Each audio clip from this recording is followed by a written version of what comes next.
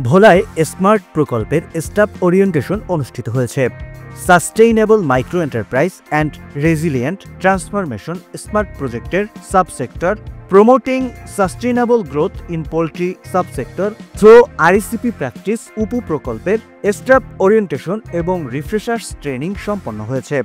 আজ মঙ্গলবার 17 ডিসেম্বর সকালে পল্লী কর্মসহায়ক ফাউন্ডেশন পিকেএসএফ এর স্মার্ট প্রকল্পের আওতায় গ্রামীণ জন উন্নয়ন সংস্থা GJUS এর আয়োজনে সংস্থার হলরুমে স্টাফ ওরিয়েন্টেশন এবং রিফ্রেশার্স ট্রেনিং অনুষ্ঠিত হয়।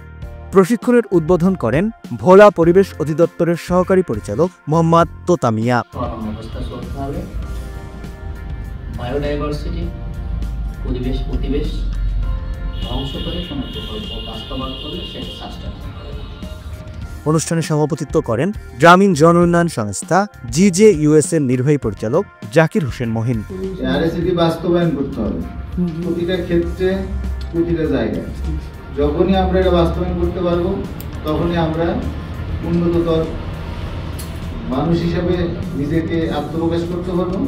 অনুষ্ঠানে বক্তব্য রাখেন GJUS এর পরিচালক মাইক্রোফিন্যান্স হুমায়ুন কবির, পরিচালক অর্থ ও হিসাব মোস্তফা কামাল, সহকারী পরিচালক মাইক্রোফিন্যান্স মোহাম্মদ মিজানুর রহমান এবং সহকারী পরিচালক ও প্রকল্প সমন্বয়কারী ডাক্তার তরুণ কুমার পাল। অনুষ্ঠানটি পরিচালনা করেন প্রকল্পের environment and RECP officer Mohammad Mansur Alam Sikder. এই প্রশিক্ষণে গ্রামীণ জন উন্নয়ন সংস্থার প্রকল্পভুক্ত এলাকার এরিয়া, শাখা ইনচার্জ, অগ্রসর অফিসার ও স্মার্ট প্রকল্পের সকল পর্যায়ের কর্মকর্তা কর্মচারীগণ অংশগ্রহণ করেন।